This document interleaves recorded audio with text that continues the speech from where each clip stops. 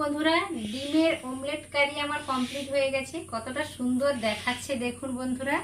এইভাবে ট্রাই করে খাবেন, বেশ ভালো লাগে খেতে। নমস্কার বন্ধুরা, গঙ্গাসাগরের বনেদি রান্না ও পরিবেশ ইউটিউব চ্যানেলে আমি সবাইকে স্বাগত জানালাম। দেখুন বন্ধুরা, আজ আমি একটা ভিডিও নিয়ে বসে গেছি।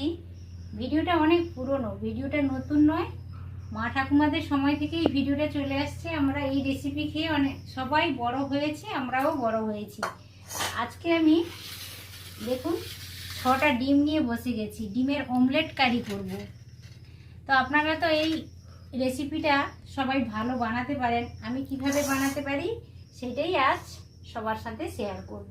তো দেখতে থাকুন। আমি 6 পিস ডিম নিয়েছি, আর এই দেখুন 3টা আলু আমি একটু ছোট সাইজের করে কেটে নিয়েছি। অমলেটের তরকারিতে একটু ছোট সাইজের আলু দিলে বেশ ভালো লাগে। তো আপনাদের পছন্দ মতন আলুটা কেটে নেবেন আপনারা।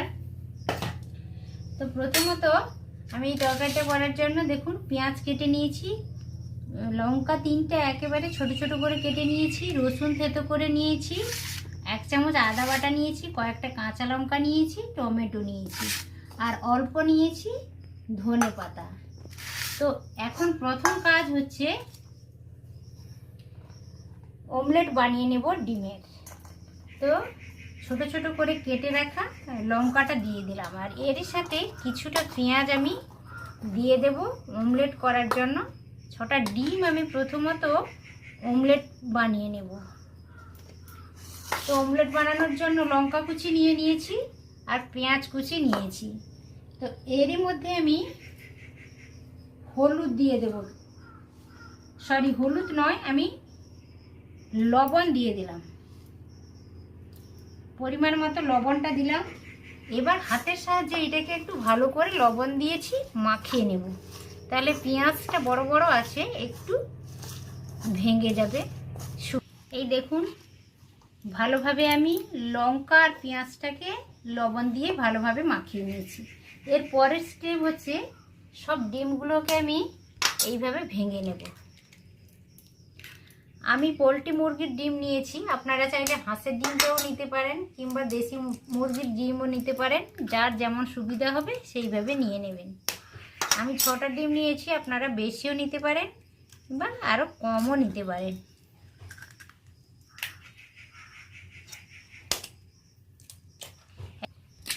এক এক করে আমি 6টা ডিমই ফাটিয়ে নিলাম।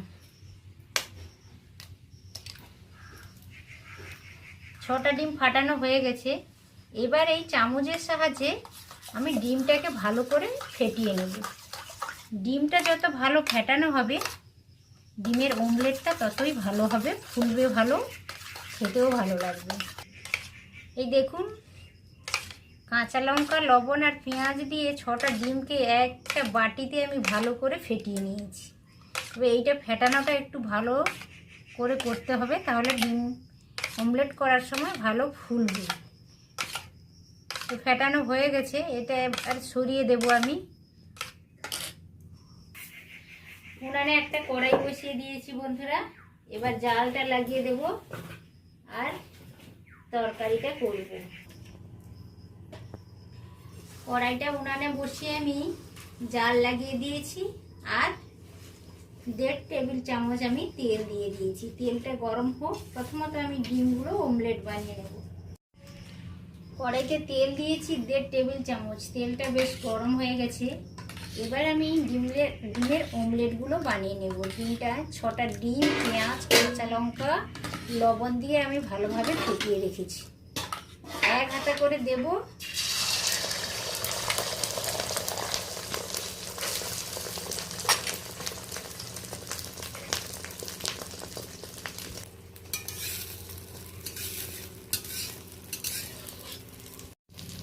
এইভাবে আস্তে আস্তে আমি ফোল্ড করে নিচ্ছি। এটা একটু হালকা আঁচে করতে হবে। এটা সাইডের দিকে সরিয়ে রাখলাম। এরপরেও আমি আবার এক হাতা এখানে দিয়ে দিলাম।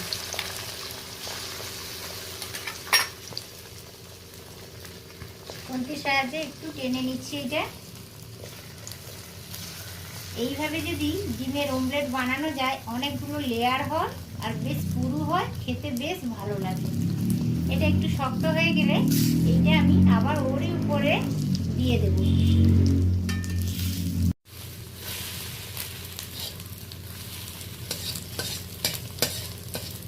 এইভাবে আমি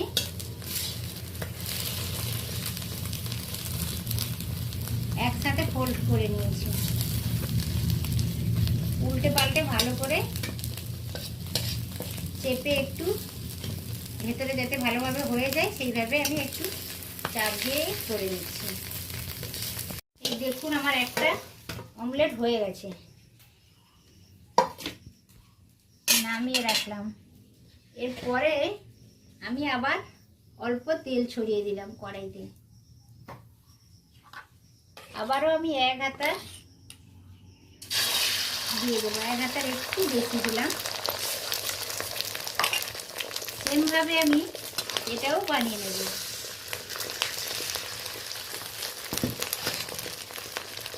হালকা আঁচে, যারা গ্যাসে করবেন তারাও হালকা আঁচে করবেন, আর যারা উনানে করবেন এটা ডিমের অমলেট করার সময় একেবারে হালকা আঁচে করবেন। এইটা ফোল্ড করে নিয়েছি, আবার সাইডে আমি অল্প করে দিয়ে দিয়েছি। এইভাবে করলে কি হয়, অনেকটা লেয়ার হয়, অনেকটা পুরু হয় অমলেটগুলো। তরকারি দিলে বেশ ফুলে যায়, খেতেও দারুণ লাগে এইভাবে যদি করা হয়। তো এইটা একটু টেনে যাক, কত সময় এটা সাইডে আছে। এরই উপরে আমি দিয়ে দিলাম।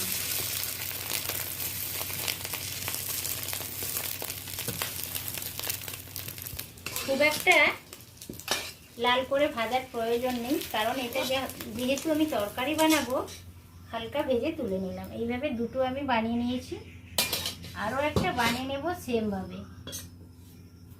দেখুন কত সুন্দর অমলেটগুলো আমি 3টে অমলেট বানিয়ে নিয়েছি। এরপর কড়াইটা উনানে বসিয়ে দিয়েছি, তেলটাও দিয়েছি, 1 টিস্পুন তেল দিয়েছি। তেলটা গরম হয়ে গেছে, এবার আলুগুলো ভেজে নেব। আলুটা আমি একটু ছোটো করে কেটেছি, আপনারা চাইলে আরও একটু বড় করে কাটতে পারেন, কোনো অসুবিধে নেই। এই তরকারিটা এইভাবে ট্রাই করে দেখবেন বন্ধুরা, খেতে অসাধারণ লাগে, দারুণ লাগে খেতে।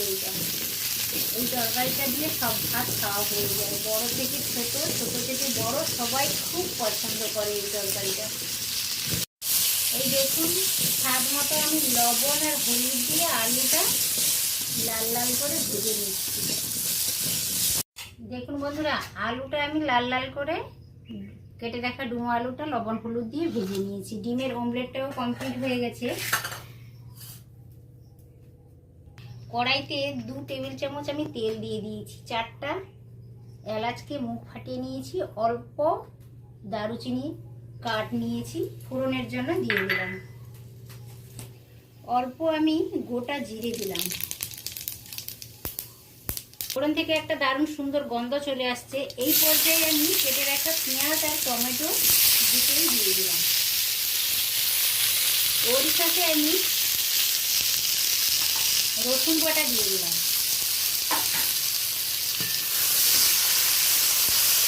ভালো করে 3-4 মিনিট ধরে টমেটো পেঁয়াজকে কষিয়ে নেব। আলু ভাজার সময় লবণটা দিয়েছি, সেই কথা মাথায় রেখে আমি এখন অল্প লবণ দিলাম। যদি দরকার হয় তাহলে পরে টেস্ট করে আবার দেবো। এই দেখুন পেঁয়াজটা টমেটোটা বেশ নরম হয়ে এসেছে, আরও 2 মিনিট আমি ভালো করে কষিয়ে নেব। 1 চামচ আদা বাটা দিয়ে দিলাম। আদা বাটা, পেঁয়াজ, রসুন বাটা, টমেটো ফোড়নের সাথে ভালো করে নরম হওয়া পর্যন্ত কষিয়ে নেব। দেখুন পেঁয়াজ টমেটো সমস্ত কিছু বেশ নরম হয়ে গেছে, কালার চেঞ্জ হয়ে গেছে। এই পর্যায়ে আমি পেঁয়াজ টমেটোর কাঁচা গন্ধটাও চলে গেছে, বেশ ভাজা ভাজা হয়ে গেছে। আপনারা দেখতে পাচ্ছেন বেশ লাল লালও হয়ে গেছে, টমেটোটা গলে গেছে একেবারে। তো এই পর্যায়ে আমি অল্প গরম জল অ্যাড করব। গুঁড়ো মশলাগুলো দেবো, তার আগে গরম জল অল্প দিচ্ছি, যাতে নিচে না বসে যায় বা পুড়ে যায়, তার জন্য আমি অল্প গরম জল অ্যাড করলাম। হলুদ দিয়ে দিলাম 1/2 চামচ। আধা চামচের কম আমি ঝালের জন্য প্লেন লাল লঙ্কার গুঁড়ো দিলাম। ঝালটা আপনাদের পছন্দ মতো দেবেন। কাশ্মীরি লাল লঙ্কার গুঁড়ো দিলাম আধা চামচ, ধনে গুঁড়ো দিলাম 1 চামচ, ছোট 1 চামচের 1 চামচ, জিরে গুঁড়ো দিলাম 1 চামচ। এই সমস্ত গুঁড়ো মশলাকে আমি ভালো করে কষিয়ে নেব, তেল ছাড়া পর্যন্ত ভালোভাবে কষিয়ে নেব। আরও 2-3 মিনিট ধরে ভালোভাবে কষিয়ে নেব। সমস্ত মশলার যত সময় না কাঁচা গন্ধ যাচ্ছে, মশলা থেকে যত সময় না তেল ছাড়তে শুরু করেছে, তত সময় ভালো করে কষিয়ে নেব। এই দেখুন বেশ নরম হয়ে গেছে, হালকাভাবে তেলও রিলিজ করতে শুরু করেছে। এর দ্বারা বোঝা যাচ্ছে মশলাটা একেবারে রেডি হয়ে গেছে। আরও 1-1.5 মিনিট আমি ভালো করে কষাবো, তারপর গরম জলটা দেব। তেল রিলিজ করতে শুরু করেছে, কষানো মশলা থেকে দারুণ সুন্দর একটা মশলার গন্ধ চলে আসছে, ভাজা ভাজা গন্ধ। এই পর্যায়ে ভেজে রাখা আলুটা আমি দিয়ে দিলাম। আলুটা ভালোভাবে মশলার সাথে 2-3 বার নেড়ে কষিয়ে নেব।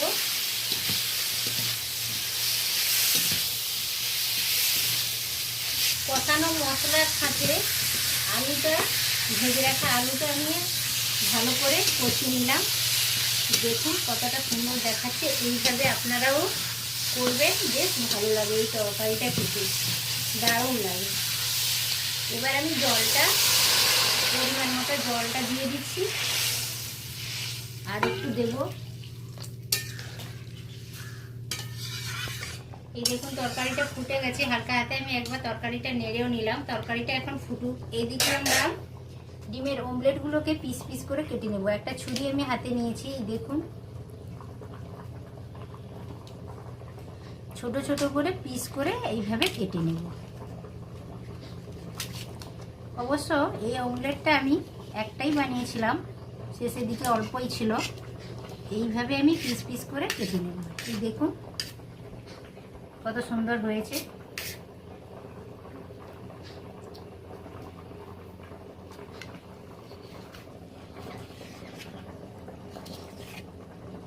এইভাবে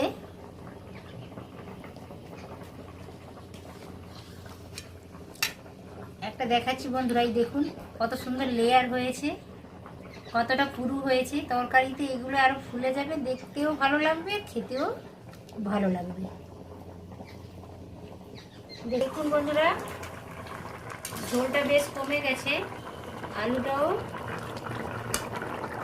ভালোভাবে কুক হয়ে গেছে। এই পর্যায়ে আমি ডিমের অমলেটগুলোকে কি সুন্দর দেখুন পিস পিস করে রেখেছি, আস্তে আস্তে করে এগুলো দিয়ে দেব।